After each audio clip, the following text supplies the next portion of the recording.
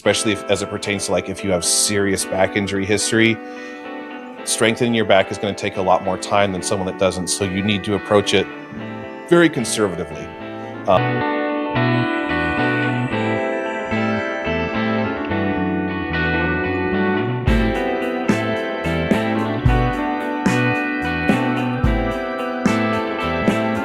All right, welcome to the Bacon, Bibles, and Barbells podcast. I am Coach Justin, joined by Coach Amanda as well.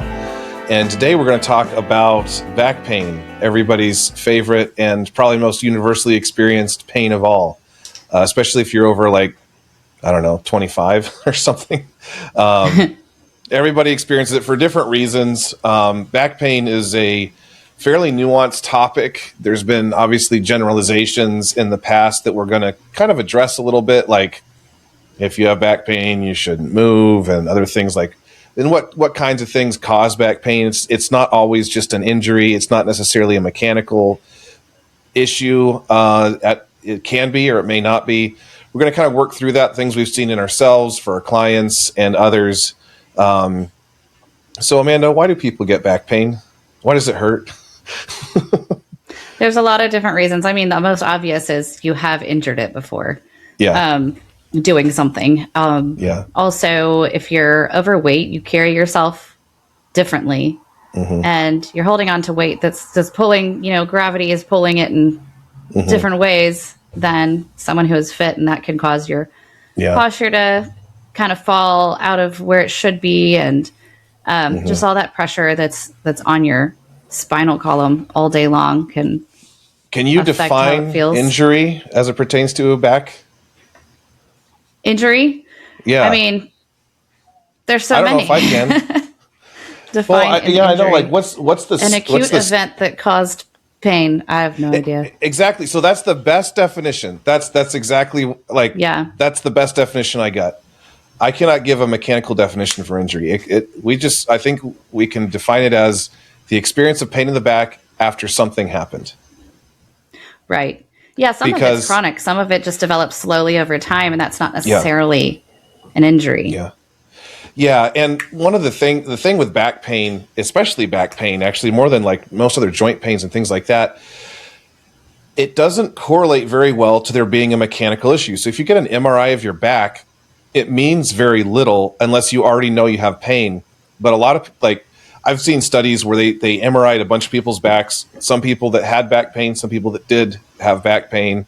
Did I say that wrong? Didn't, and also some people did. that had and some that didn't. Yeah, that's what I meant. Whether I said it or not, I don't know. But anyway, those people, basically there was almost no correlation between there being a mechanical injury that showed up on an MRI and pain. There are people with herniated discs. They had no idea their back was fine. There are people with what they describe as really, really severe back pain. MRI showed nothing. And this is why we actually want people to be careful. We don't screen for something that there are no symptoms, because the placebo effect or nocebo effect is very strong. So it can actually trick your brain into going, oh shoot, I have a herniated disc. I should be in pain. And all of a sudden people report pain. You can even have pain in part of your back from a herniated disc, but not that location because it's making you move differently. So yeah, we talk about labs all the time. You should get your labs when you're very healthy, so you have a baseline kind of thing. You're not going to do that with an MRI. You're not going to go see what your back looks like before you're hurt and have something to compare it to. Yeah. Yeah. It's like blood work and imaging are very different, basically, because imaging there's just a lot of false positives with imaging, and cost aside and all that other stuff. False positives abound when it comes to imaging and things like that. And so that's why we don't get a baseline for the spine, because you might have been born with a partial disc herniation or some sort of deformity. You might never ever feel a thing from it, and you might have a perfectly good looking spine on any type of imaging technology that gives you chronic pain all the time, and it might even feel debilitating. So that's the first thing I want to kind of lead off with is we want to loosely define injury and even pain as an experience that may or may not even mean anything, because it used to be assumed that, okay, if you have back pain, there's a mechanical failure, you should baby it. Well, we don't know, maybe 50-50 chance. It doesn't really mean much one way or the other. Like Anthony, your husband, he has a herniated disc. He probably didn't develop it when it started giving him trouble. It probably was something that existed before, and he was fine. He competed in strongman and did great. Eventually, something happened. And in his case, the imaging was done after the injury because it was very painful, very significant, and it started very suddenly. That's what triggers imaging. But what we don't do is go like, hey, I want to compete in strongman or powerlifting or lift heavy weights or whatever. I should go get a baseline for my spine. Yeah. Don't do that because it might scare you. Really what makes that herniated disc cause pain, since so many people can have them their whole lives and never have an issue with it, is really on the degree of which it's herniated. Because if it's just sticking out a little bit, it's not actually touching those nerve endings outside of it. You probably will never ever know. It starts to hurt when it bumps up against those nerves, when it gets that herniated, that now it's touching something. Well, now you're going to seize up some muscles because you felt a sharp pain, and that can cause even further injury. But there's many times that herniated discs will just kind of break themselves off and reabsorb into the body and never really cause an issue at all. Yeah, they're not necessarily permanent either. I've heard old adages about like the spine doesn't repair itself and things like that. It can. And the other thing too about surgery is the success rate for back surgeries is one of the lowest orthopedic surgeries ever. A lot of people have things done to their spines, surgery wise, whether, whatever it might be, fusions, you can get artificial discs, things like that. They're not that successful. And so anything like that should be undertaken with a lot of caution, because some people, it just changes the pain. Obviously, like the most famous example in bodybuilding is Ronnie Coleman. Ronnie Coleman's a cripple because of back surgery. He had a lot of back pain. He had 2 or 3 herniated discs before surgery. Had the surgery done. I think he had 3 or 4 rounds of surgeries because they kept not getting it right, whatever that means. And basically each time he got progressively worse, and now he has nerve damage and can't walk. Yeah, that's the big risk with any back surgery. I've got 2 family members with permanent issues. One of them can't move their leg without a knee brace anymore because of something that was being done on the lower back in spinal surgery. Just touched a nerve, ruined that left leg for the rest of her life. And, another one who had they actually went in through the throat, not through the back, but to put a fake disc in or something like that. I can't remember the exact surgery. And that just changed the pain, like you said. Still chronic. Yeah, a lot of there are quite a few people that come out of those surgeries worse off, basically. And so I'm not saying never get surgery. This isn't medical advice, but what I am saying is just be really cautious, because you might get all the promises in the world from a surgeon. They do have a conflict of interest in pushing you towards surgery. And so if you're talking to a surgeon, try to make sure you're talking to one that's very open-minded about the limitations of back surgery. I'm not saying it's never useful or anything like that, but it is often not the cure people are looking for it to be, which we're kind of jumping ahead of ourselves a little bit. But I think a big one too is inflammation. You mentioned that earlier, I think kind of in passing. I think a lot of back pain is inflammation based, due mostly probably to diet and environment. You don't have, and that inflammation can eventually lead to a real chronic injury. But I think what a lot of people are experiencing is inflammation of either its connective tissues or the discs themselves or something along those lines that leads to the experience of pain. And the spine might be actually fine, but they have inflammation due to diet or something along those lines. And the inflammation can also be driven from, obviously, the injury, from being overweight. People that are overweight tend to be more inflamed, not just due to the stress that puts on your body by carrying weight, but also because typically there's a correlation, obviously, with eating like a lot of processed foods that are pro-inflammatory and having low blood sugar instability and things like that. So inflammatory markers go up, which can lead to back pain, joint aches, things like that. A lot of people that we've worked with report fairly rapid joint pain relief just from changing their diet. even when we don't get them moving as much as we want them to. It's just diet can cause a lot of inflammation, I think, more than people realize. And a lot of it just comes down to poor metabolic health and too many pro-inflammatory foods. Mm-hmm. Yeah, not everything that's wrong with the spine has to do with the spinal column itself or the vertebrae. Yeah. There are an immense number of muscles that connect to the spine for breathing, for bending in all kinds of which ways. Like, think of how many ways you can move a spine as compared to like an elbow, which just goes in two directions. Yeah. So there's so many muscles that make that happen. And if part of it is weak, then the other parts of that chain are going to make up for it. And many people have weak back all the way from the top to the bottom, and that's just going to make it difficult to move properly in the first place. So and that a lot of weakness, the time it's muscular. Yeah, that's exactly. Like when you have weak back muscles, what that's going to do is mean that a lot of the stress that the muscles are supposed to be taking as far as holding you up and supporting you is going to be taken on the connective tissues. There are a lot of ligaments that are between the discs that hold them together, or between the vertebrae that hold them together. Not the discs. There are no vertebrae on your discs. But between the vertebrae, like there are interconnected ligaments between the two that hold them together. Because discs are kind of floating. They don't actually like hold things together. They're shock absorbers, basically. And they flex. Those tissues will be supporting the spine instead of the muscles. Muscles are supposed to support the spine and provide postural support and other things like that and preserve some degree of alignment. If you don't have adequate back muscles, then basically your discs and those ligaments are going to be bearing the load. All they're normally supposed to be doing is just kind of keeping things together while the system's supported properly. They're not supposed to really be bearing loads as it pertains to like carrying things, carrying yourself, that kind of stuff. They're supposed to be a backup, not a primary. I like too what you said about poor positioning and movement in daily life. Sometimes it just comes to like you need to sleep in a different position, or there's a frequent movement that you're doing because of your job or things you do around the house that just needs to be changed because it can become like a repetitive motion type of injury or something along those lines.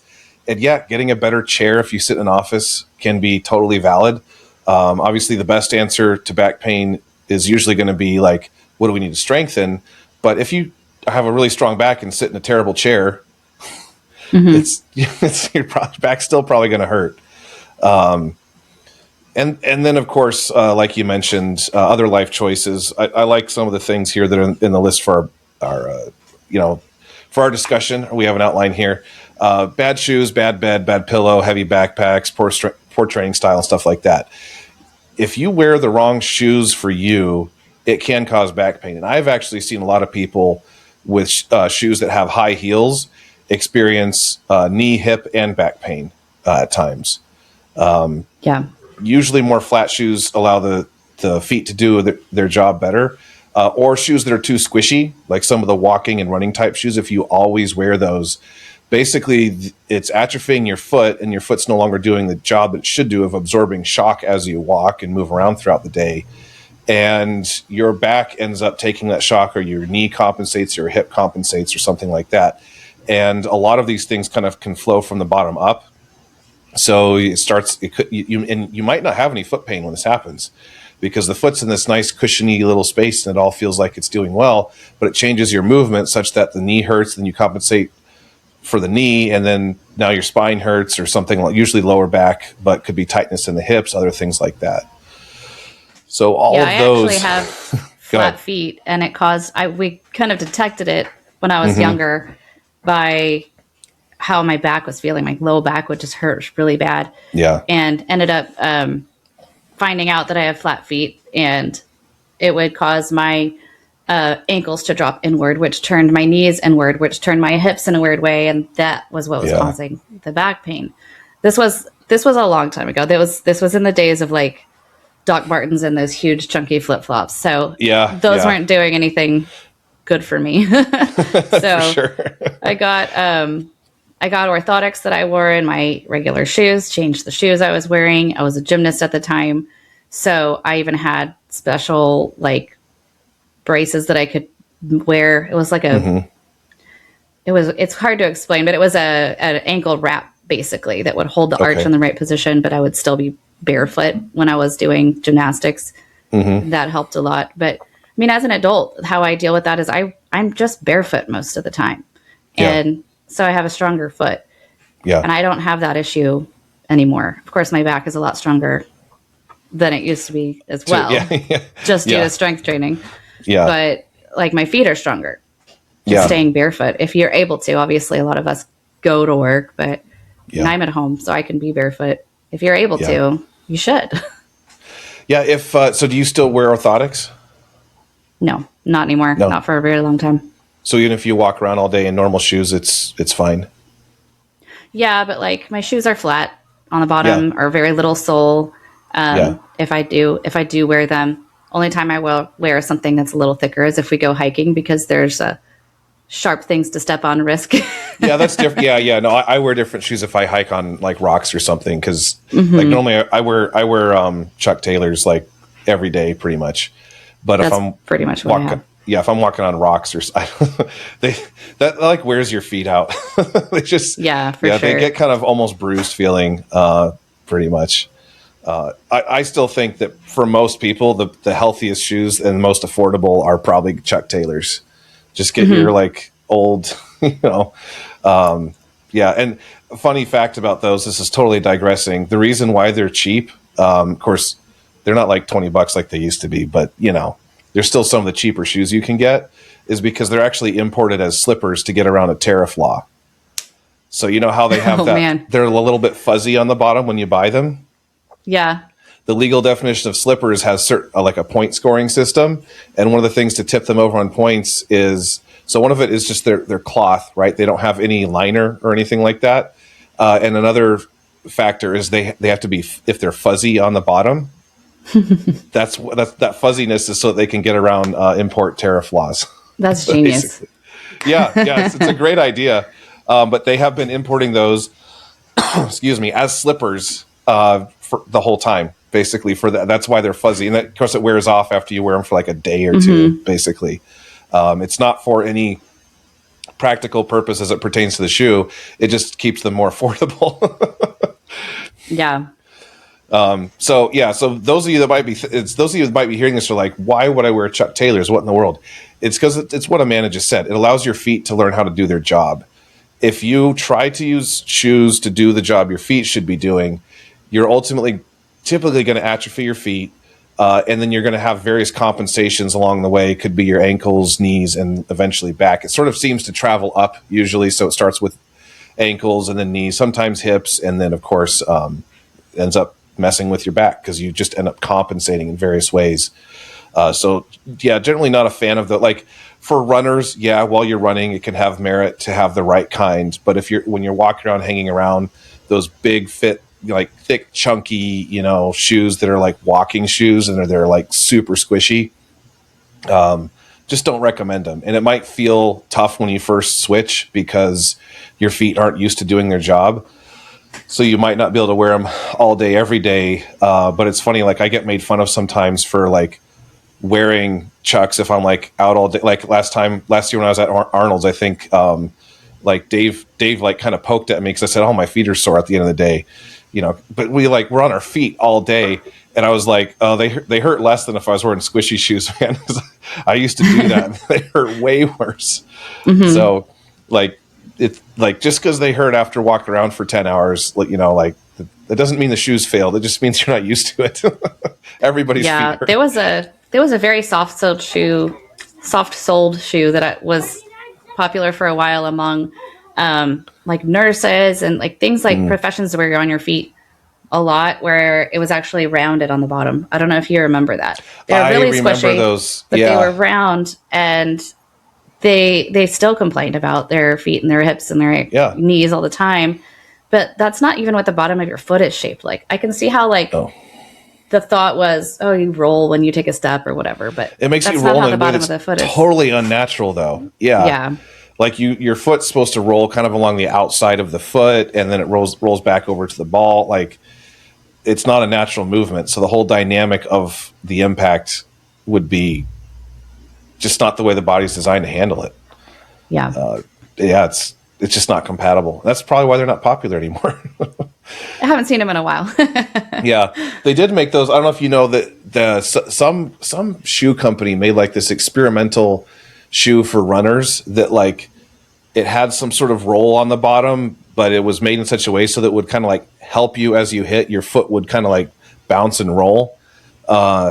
And like this was like 4 or 5 years ago, I think. Some guy ran like a record marathon in it. But you can't wear these shoes in like actual competitions because they're banned, because they actually do help that much. But it probably does a number on your feet. I don't know. But like an extra spring. Yeah, it's kind of like that. Yeah, because I think there was also a stored energy element too in the way that they constructed the padding or something. It actually like had a rebound or something. Anyway, somebody was able to like run some crazy marathon time in it just to like demonstrate, like, hey, this works, because it did actually work for that. It's just that, if you actually run competitively, those shoes are a total no-go. I can see that. Yeah.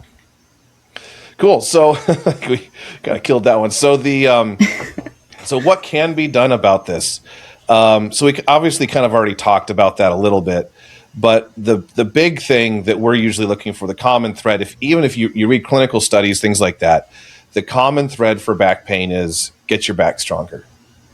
That has, in general, across at the macro level, the most efficacious as far as like outcomes when it comes to dealing with back pain. If you have a severe issue, of course, it might have to be done very, very carefully. So I'll give an example of someone that still works with us. I've been working with him for, I don't know, close to 3 years now, actually.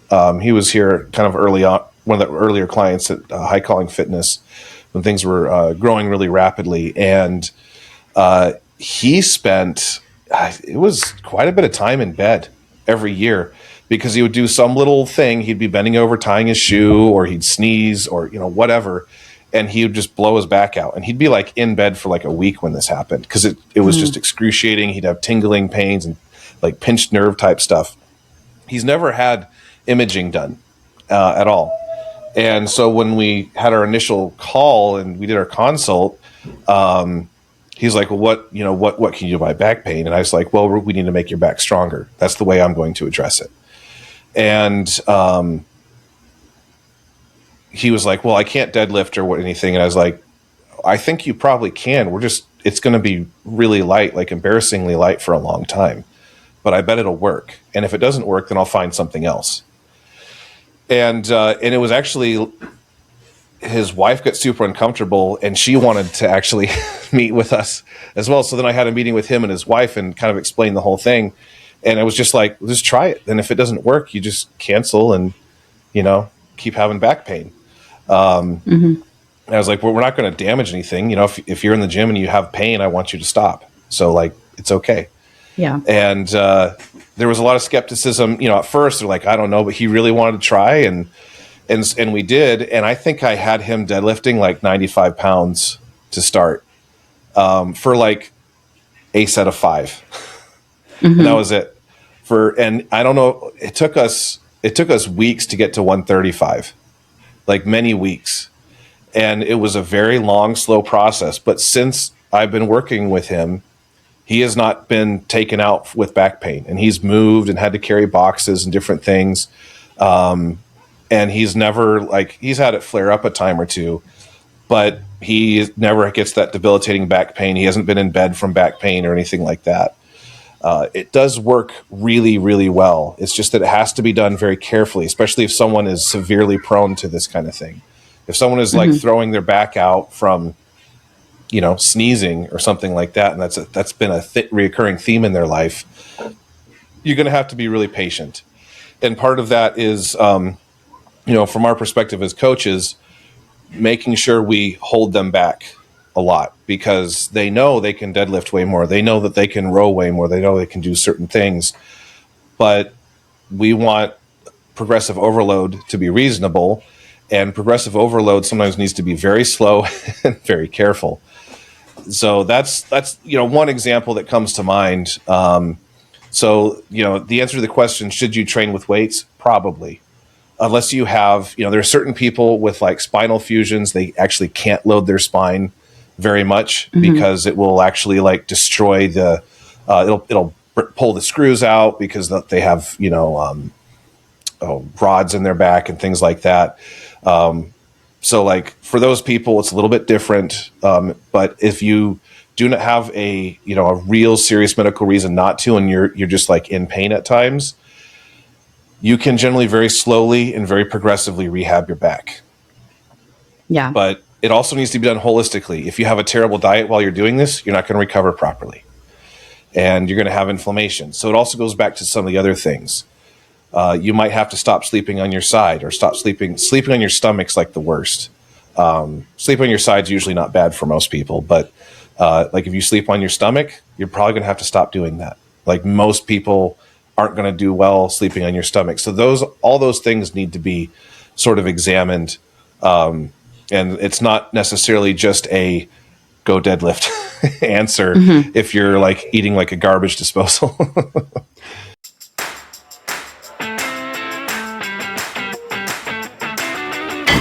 My name is Justin Johnson with High Calling Fitness. Maybe you're tired, gaining weight, waking up with joint pain, back pain, and a body that just doesn't feel like it used to. You've tried to fix it, but nothing seems to last. What if you don't need another app or crash diet, but a real coach, someone to meet you where you're at and walk with you step by step? At High Calling Fitness, our coaching comes to you wherever you are. No matter where you live, small town or city, across the country or across the world, your health still matters. You don't have to go it alone. We build personalized plans based on your goals, your schedule, and your equipment, even if it's just a set of dumbbells in a small space. This isn't just training, it's a personal partnership. You'll get weekly updates, one-on-one access to your coach, and ongoing support through Zoom and Slack every step of the way. We're here to help you build strength, restore energy, and claim the life you were meant to live. Book a free consult today. Let's talk about your goals and see how we can build something better together.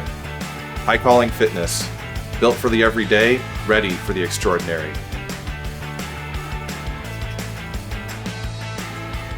Yeah, and when we're talking about training your back, we're not even just talking about deadlifting. I think you should still deadlift as much as you're able to, maybe not as much as you're able to, like you were just saying, you got to back off a little bit on some of these, but you should still be doing deadlifts, I should say, as long as you're able to. And the back is a very long thing that is comprised of so many muscles. And so rowing is also back exercise. Yeah. Lat pull downs, still a back exercise. So many things that you can do other than just deadlifting. So we're not just talking about that. There is a lot going on along the spine, and you can train all of it, and it will help to strengthen. Even targeting from the front, like if you're doing planks and things like that, there's very deep muscles. It's not just the front of your abs that are doing work, but very deep on the front side of your spine, like that far back, that are still holding you up in things like a plank. So thinking of it all the way around from top to bottom, you really need to strengthen all of that, and it will help. And there's a couple of different types of people that I've approached or had to deal with this kind of thing. There's those who want to continue to push themselves, like, I feel better, I'm going to deadlift too heavy. And then you just ruin all the rehab that you just did. Because you weren't ready to position yourself for brace. It hasn't hurt in 2 weeks. Right. And then there's those that at the slight hint of soreness are like, nope, I'm backing off. I'm not doing this. So there's kind of a confusion there of what's actually pain and what's just discomfort from working out.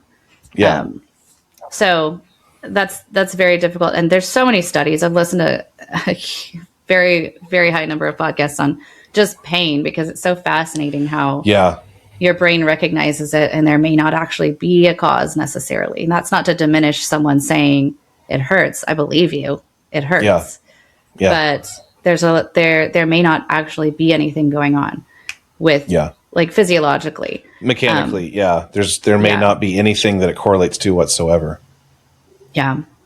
But they're still needing to be worked around. And generally, getting stronger will diminish that perception of pain if it isn't something that's actually mechanical going on or actually fixing the problem itself. Yeah. And totally. So one question people might have is, can I get rid of back pain for good?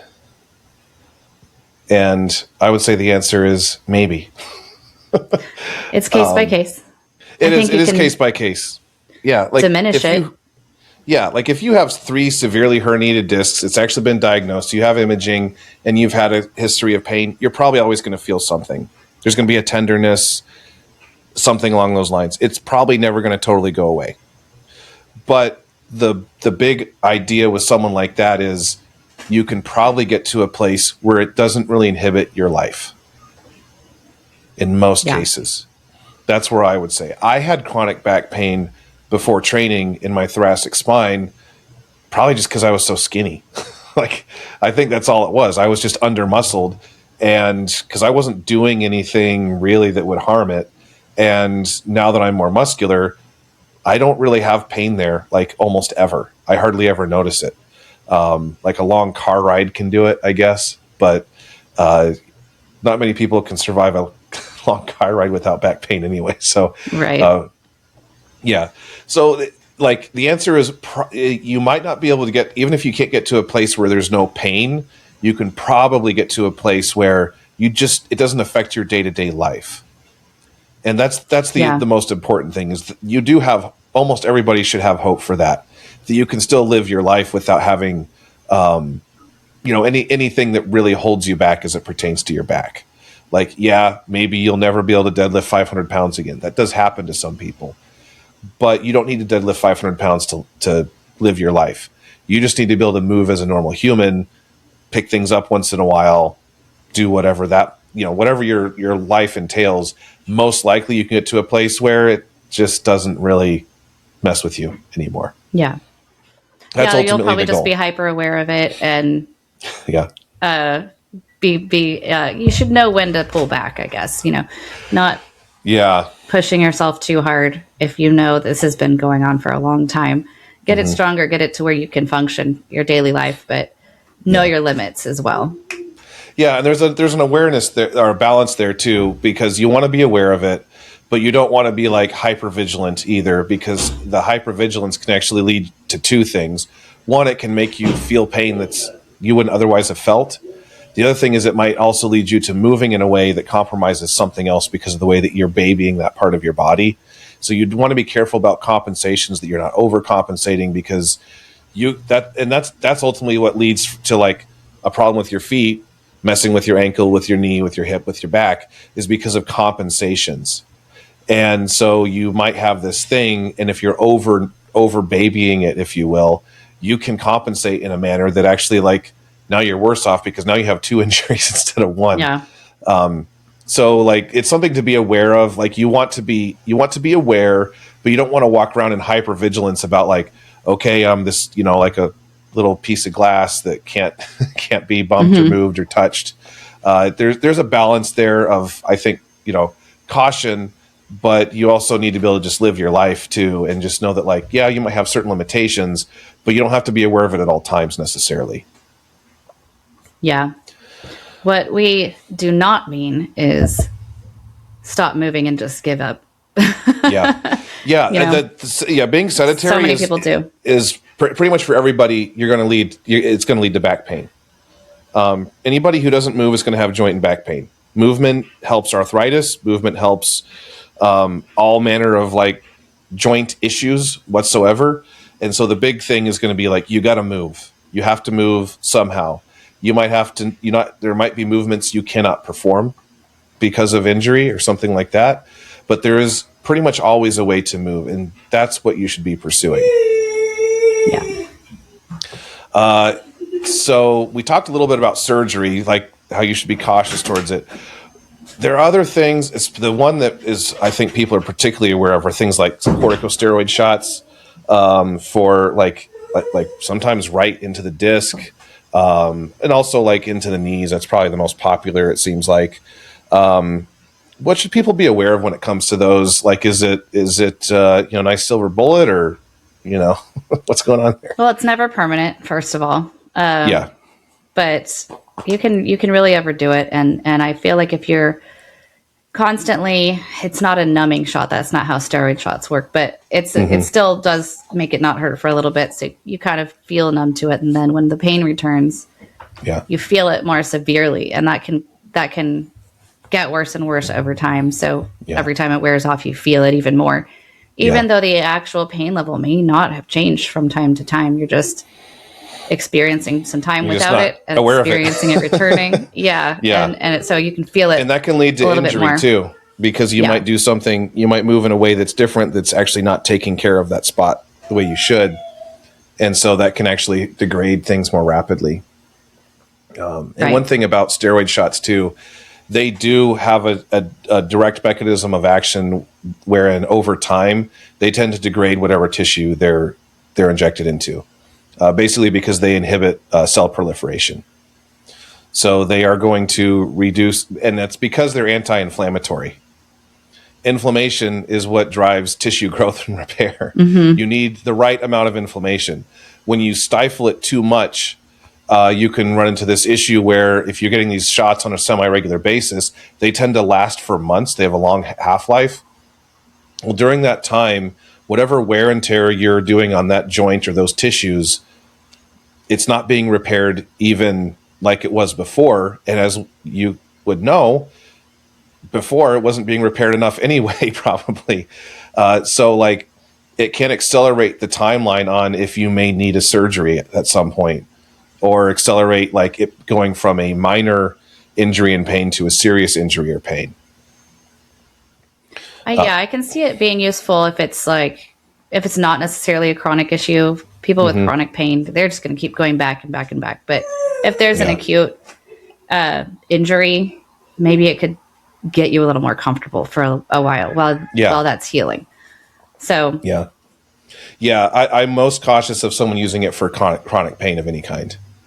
That to me is, you got to figure out what's actually going on, because it's masking a symptom and actually probably causing more damage that's going to make that chronic pain more severe over time, and actually eventually causing mechanical problem with the joint that you're treating. So I'm usually not a fan of steroid shots for that reason. Like I think the use case should be a lot more narrow than it traditionally has been. Not that I accuse doctors of this directly necessarily, but it's kind of like, if you're getting those, you're probably shortening the timeline to getting surgery, like a joint replacement or something like that. So it just ends up becoming this thing that's feeding the beast of needing more and more medical interventions. Yeah, for sure. And as far as recommending surgery, I would say really hold off on that. As much as you possibly can. Look toward whatever else, getting stronger. If you know inflammation's an issue, maybe you have some stress to deal with, not just diet. Try to deal with that a little bit. Are you getting enough sleep? Are you getting enough sleep? I know that when I'm stressed, I'll find myself hunching my shoulders up a little more than I normally do, and that makes my neck hurt. So calm down.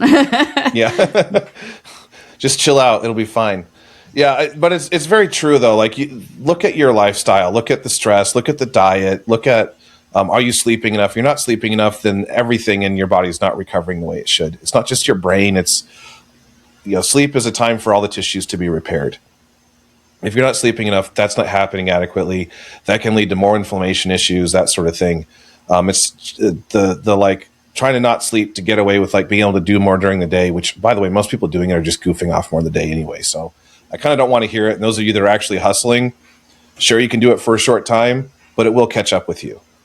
Lack of sleep is not something that you should push through chronically. You're basically stealing time from tomorrow, from some other date, because it will catch up with your health. It will. People that don't sleep as much don't live as long. And and I understand the pushback of I can't sleep because I have back pain. Like you just can't get comfortable. That's something real that happens. But I mean, if you compare, like, honestly, just go splurge on the good mattress and the good pillow and whatever you need to sleep, because it's going to cost less than surgery. Yeah. So we spent $5,000 on our mattress. Back surgery is, I don't know, in the tens of thousands. So we got tired of cheap mattresses a long time ago. We got a Tempur-Pedic for a while. That was a few thousand. And then, that was way too hot. We had it for like 3 or 4 years. And then we got an even more expensive mattress, but it wasn't as hot and it was more what we wanted. And it's been money well spent. You're going to spend, you should spend about a third of your life sleeping. If it's really low quality sleep, that's going to affect all the other hours of the day. And it's even more so if you get like a serious injury from it, because you can. Like, most of the injuries I've gotten over the years have not been in the gym. And that's the case for, like, I'm sure you would say the same thing.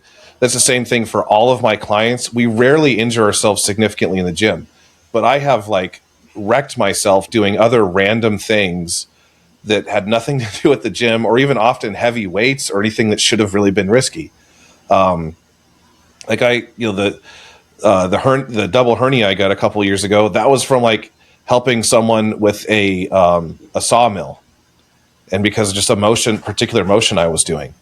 And by the way, all three of us that were working that day got them. Oh no! It was. We all had surgeries almost around the same time. Yeah, basically it was. Basically it was in order of whose doctor would be the quickest about referring us to the surgeon. Wow. So but that's where it actually happens typically. And you are more resilient against those things if you've been training, of course, but it will happen. We don't usually need to worry about that stuff in the gym so much. It's a controlled environment. If you're using reasonable loads, it's just very rare to have serious injuries. That's usually for people that are like really pushing the envelope, competing, stuff like that. And I've taken those risks and I'm fine with it. But for most people, you're not going to be taking those risks anyway. Put your ego aside, go train reasonably, do the right thing. Don't be dumb. What about chiropractic care and acupuncture? So preface this a little bit with, we're not talking about the spiritual kinds. Some chiropractors and acupuncturists are super into woo-woo. I'm releasing your chakra and aligning your energy and all this other type of stuff. Let's deal with the physiologically here. We're not talking about that. There's nothing spiritual about it as far as I can tell. And definitely not along the lines of their worldview. So what place do chiropractors have? I already know that I'm not as anti-chiropractor as you are, but I also want to be clear that it's not actually realigning something. Yes. If you were misaligned, you would be paralyzed. So it's not actually realigning anything. It may feel good. You may be a little sore afterward. Which makes it feel like it did maybe more than it actually did. But adjustments do not cure subluxations. A subluxation is a misalignment of the spine, whether slight or greater or smaller. It's been established that you can't really adjust your weight out of subluxations. Yeah, it's just popping that synovial fluid that's between everything, just like when you pop your fingers.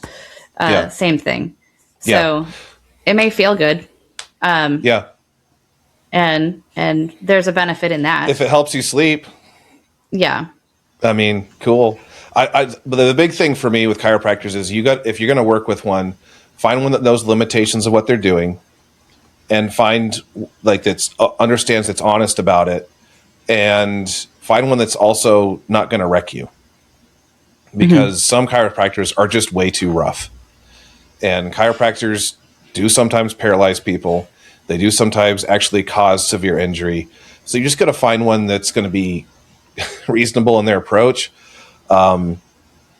It's just something to be careful of. I haven't been to a chiropractor in like 8 or 9 years, probably basically since I started like training very consistently, because I haven't needed one. I'm sure there are times that it might have felt good if I knew of the right one to go to. but I haven't needed it. I've always been able to sort of like exercise my way out of something going on with my back. And that's the case for most people. But if you like want to get quick relief, sometimes the right chiropractor, I'll admit, can do that. Just please be careful who you're having do that. Yeah, and you don't want to have a chiropractor who's like just about the popping. There are several who will utilize other tools like TENS units or massage or things like that, or and very traction gentle. And If they have to go back in because it didn't pop the first time and push a little harder, don't go to that one. If it didn't pop the first time, there's probably a reason. So, well, I would, even as much as I would be the one that hate on chiropractors, I would give a little nuance to that though. Like, if a chiropractor's popping my back, he's probably going to put a little more effort into it than he's used to. So he might not get it right the first time. Right. I mean there's probably an awareness of, how large and muscular is this person. Yeah. Probably going to need some more pressure. Yeah. But, grandma going in to get adjusted and the neck doesn't pop the first time, you shouldn't throw it again. Let's really crank that thing up. And I saw chiropractors regularly until I started training well. And then I didn't have to. And basically my back pain, as I got older, continued to get worse. And that's what most people's experience is going to be. Chiropractors don't cure things. It's an acute treatment. It's like a massage. Mm-hmm. It can be useful. It can have its place. I would actually be more apt to say get a massage if you're having back pain. I would agree. Yeah. That's kind of where I would tend toward, is like, my first thing would be like, try to get, because a lot of back pain can be caused by muscles just being tight when they shouldn't, because they've been compensating for something, or because of the way you've been sitting or sleeping or sitting in the car too long, whatever it might be. It's usually from being in the wrong position for too long or moving the wrong way too many times. Usually a safer way to go about addressing this is going to be like, just deal with the muscle that's actually like tight or, that won't release. Chiropractic can sometimes do that, but it's safer and I think more reasonable for most people to just get a good massage. Right. And there's really not a risk of paralyzation with the massage. No. So the risk of injury when you're getting a massage is, as far as I know, zero. I mean, unless you like slip off the bed, when you're getting on or off. But like from the massage itself, I've never heard of someone actually getting like injured. Well, actually I do. There are a lot of kinds of massage. Yeah. Probably go poorly. Now I think about it. Yeah, actually, a certain person who's been on this podcast before has a really good massage person that he normally works with, and went to a different person because they were like out or sick or something like that. And this massage therapist or whatever basically tore his brachialis because she was manipulating his elbow. And that took us over a year to rehab. And it was a lot of pain. He felt it go when she was like cranking on it. I can't really think of a reason to be manipulating an elbow much on a massage, but he had elbow pain, but this just basically turned it into a real injury. Basically. Yeah. And whenever you also there's the scraping as well. That's a form of massage. You can absolutely damage tissue by going too deep on that. So there's nuance to all of this, but generally massage would be better. Yeah. And with the scraping too, I've heard of like the myofascial release and stuff like that. I'm not convinced that's a real thing, because if I have skinned quite a few animals in my time and seen a lot of like fascia material in person, you have to cut that stuff. It's on there. You're not going to get it off by like scraping things around. It doesn't release like that. You might be able to get tension to release because of the muscles and things like that. But if you're scraping someone hard enough to get that stuff to break down, I just really suspect that you probably caused damage. That's probably should be more classified as assault than anything else.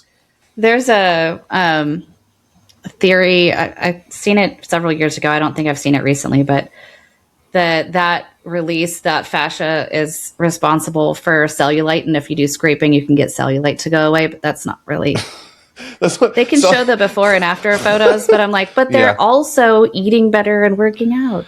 Well, that, or you just caused inflammation that filled in all the gaps. Could be. And also like cellulite, genetically, some people get it. Cellulite is from that's like the way some women, especially women, that's the way their fat cells are shaped. Like it's blobs of fat. Like they don't tend to build fat the way that men do.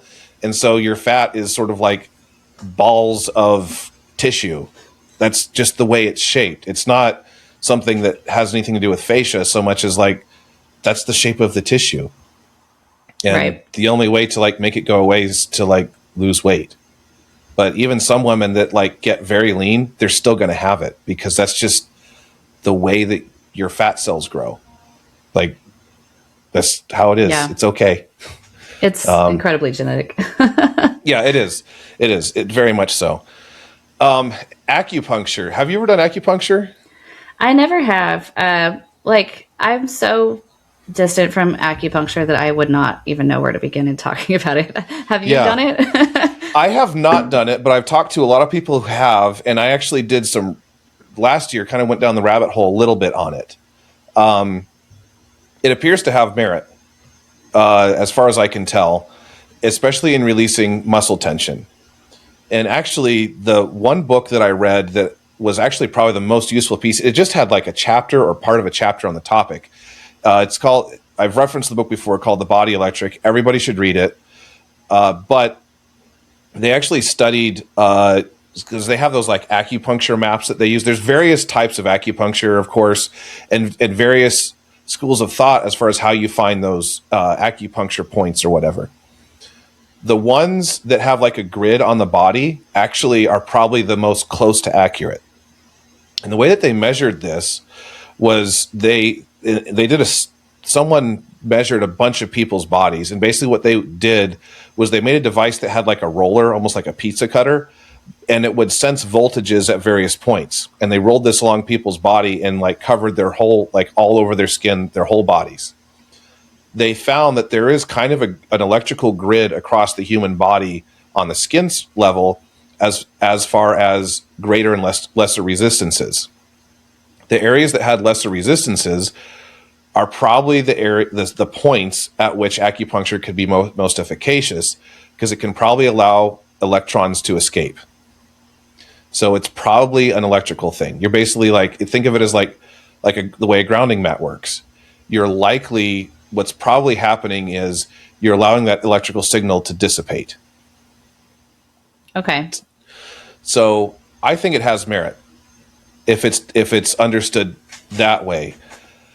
Obviously, there's a bunch of acupuncture stuff that thinks it's like spiritual and you're releasing negative energy into the universe that your body's trapping. No, it's not that. It appears to just be as simple as we're changing the way electricity flows through the body and allowing a muscle to release, because there is the gradient shift is incorrect as it pertains to the electrons or the electrolytes in the body. So you have an ion mismanagement issue or something like that, which, by the way, also means that you might be able to fix it by increasing your electrolytes or increasing your water intake or both.